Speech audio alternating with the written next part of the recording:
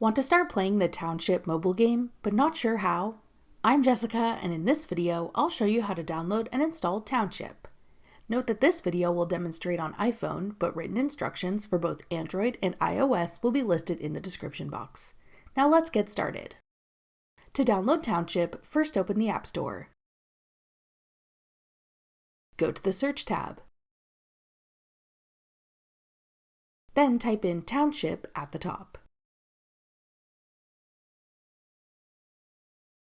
Tap Township when it appears in the search results. Then tap Get. If prompted, use Face ID or enter your password to confirm that you want to download the app.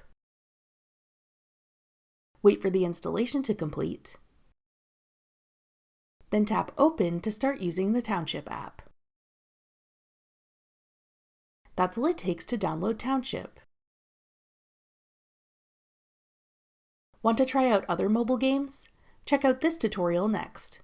Click the video on your screen now to watch. Thanks for watching. If you found this video helpful, we'd love it if you'd hit the like button below and subscribe to our channel. We put out great new tech tutorials like this one every day.